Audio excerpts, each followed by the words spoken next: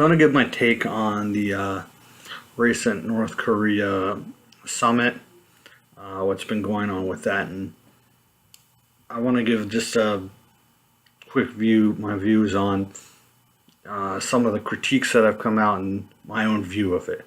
So I think some of the critiques you can make some very legitimate critiques of this, but at the same time, I think there are some critiques the MSNBCs and the CNNs of the world are always latching onto, and I'm just very uncomfortable with those. And I think those are not helpful. I think there's also been a fair bit of hypocrisy from many Republicans on this. And I will also touch on, how should I say this? I should also touch on basically my sense of how everything is with this, my overall perspective. So very quickly, the first thing I think has to be said is credit to Trump. Pains me to say it. Not really pains, but it's a rare thing for me to say, but credit to the guy. They went, they met, and that's a good thing. We should be talking to our enemies. That's not a bad thing. And anything that lowers the chance of war is a good thing.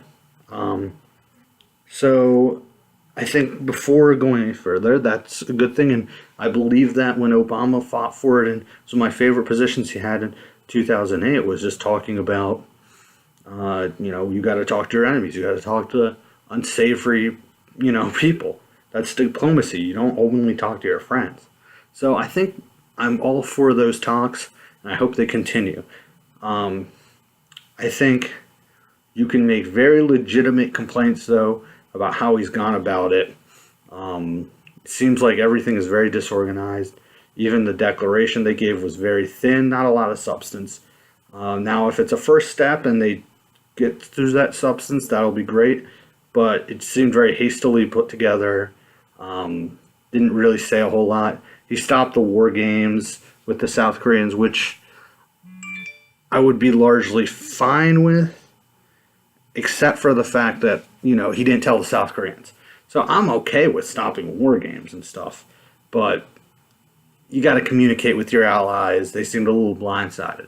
I think also we have to remember, while Trump is pushing this and he deserves some credit, I think this is also the South Korean government led by a left-wing president who's really pushing peace. So we have to hear them out.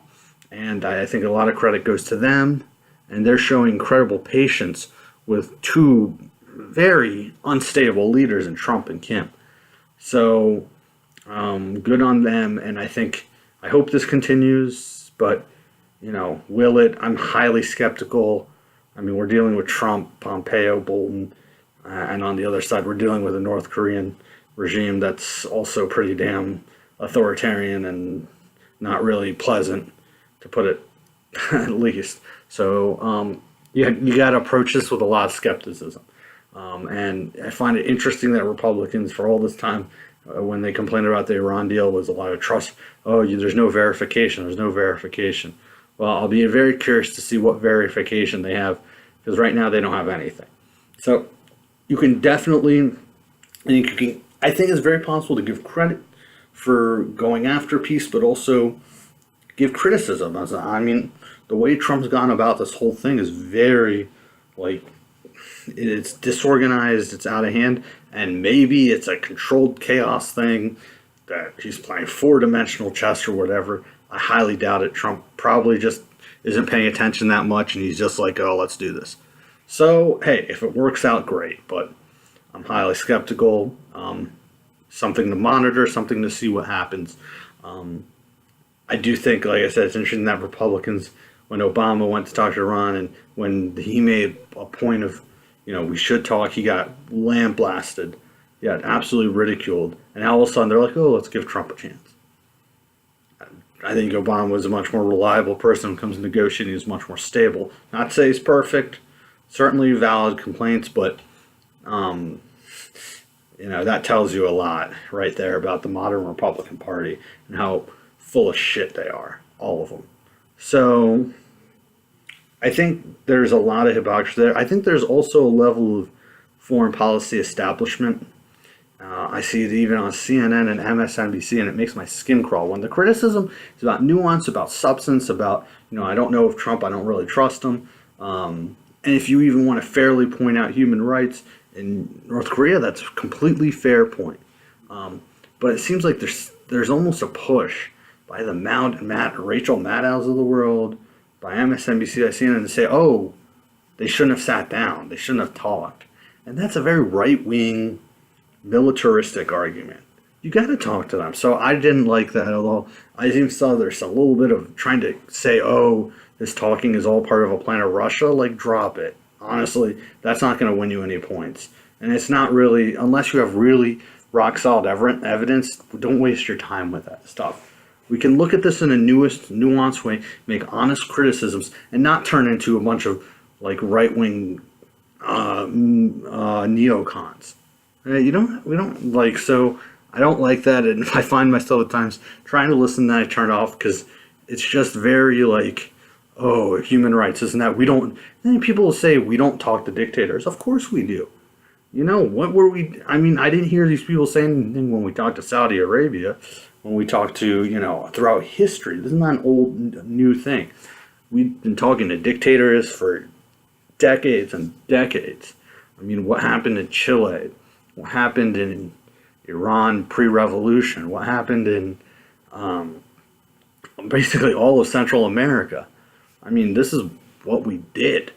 So the notion that, we can't talk to him because of dictator and human rights, we should definitely call him out on it, and we should call Kim out on the human rights, and we should be speaking up about it. But you got to talk to enemies. Even when Trump went to talk to Saudi Arabia, my problem was not so much the talking to Saudi Arabia. We should, but more of what our messaging is.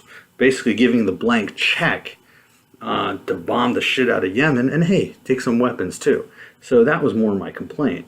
Anybody should talk to anybody, but it should be done right. Now you can argue the way he's going about it in terms of the organization and, like I said, just not consulting with allies and all that. You can make arguments.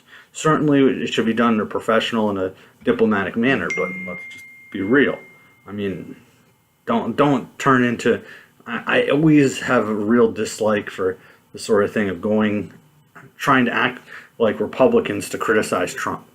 That's not a good thing to do, and it's not really good from an ideological, from an intellectual point of view, but it's also not good to do from a political point of view. All right, because people don't want war. If people think you're trying to push war on them, they're not going to like that. So don't do that. At the end of the day, I don't think anything will come out of this ultimately that's really substantive, but that's just more because I don't have a lot of faith in the people running the show. But I know the South Korean leadership really wants it, and it could work out. So if it works, let's all hope it works out, but be highly skeptical. Kind of a distrust but verify thing that people always like to use as the Iran deal. That's where I'm at with this. So time will tell, and I'm sure I'll have many follow-ups on this. But until next time.